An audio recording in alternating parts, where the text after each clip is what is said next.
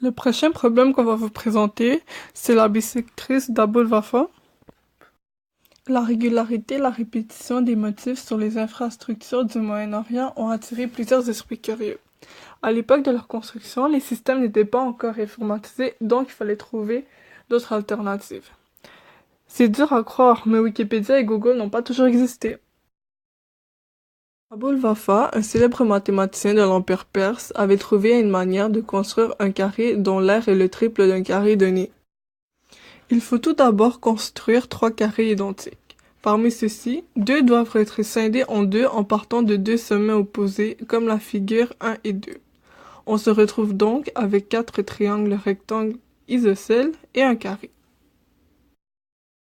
Les triangles doivent être placés autour du carré, comme sur la figure en bleu. Ensuite, on doit relier les sommets de chaque triangle pour former le carré qui est en rouge. Le carré rouge est alors assuré d'avoir la même aire que le triple d'un petit carré. Il faut prouver que tous les triangles sont isométriques. Les deux angles ci-joints sont isométriques puisqu'ils sont opposés par le sommet. Les deux côtés ont la même mesure puisqu'ils représentent tous les deux un des côtés isocèles du triangle. En d'autres mots, puisqu'ils représentent le même côté, ils ont la même mesure. Les 2 angles en bleu et en rouge sont isométriques puisqu'ils représentent le même angle dans le triangle. En effet, puisque les triangles sont isocèles, cela veut dire qu'ils ont un angle de 90 degrés et 2 de 45 degrés. L'angle en rouge représente un des 2 angles de 45 degrés du deuxième triangle. Puisqu'on sait que l'angle en rouge et l'angle en orange sont complémentaires, et puis que l'angle en rouge mesure 45 degrés, on peut aussi assumer que l'angle en orange mesure 45 degrés. Les deux angles violets sont congrus entre eux et les deux angles jaunes sont congrus entre eux. Puisqu'ils ont la même mesure, il est possible de déduire que les angles roses sont isométriques. Il est désormais possible d'affirmer que les deux triangles sont isométriques puisqu'ils respectent les conditions ACA. Cela est valable pour tous les petits triangles.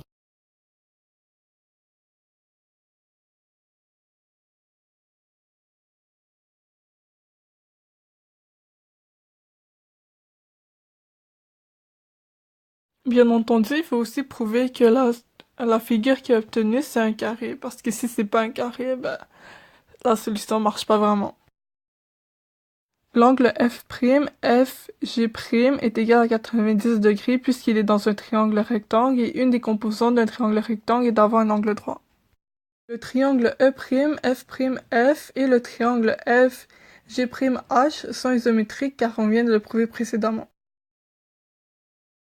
Puisqu'on sait que ces deux triangles sont isométriques, on peut affirmer que l'angle H'FG' et l'angle F'Fe' sont égaux. De plus, on sait que l'angle E'FH' est égal à l'angle E'FF' plus 90 degrés moins l'angle H'FG'.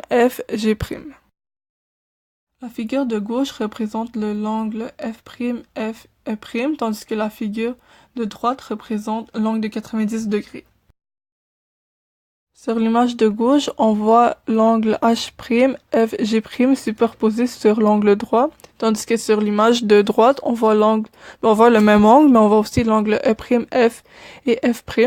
Donc, lorsqu'ils sont côte à côte, on se rend compte que dans le fond, c'est le même angle, ils ont la même mesure. Puisqu'ils ont la même mesure, on peut donc dire que ces angles vont s'annuler. L'angle E'FH' mesure 90 degrés et c'est la même chose pour tous les autres angles, puisque le processus est le même, mais c'est juste que les lettres changent.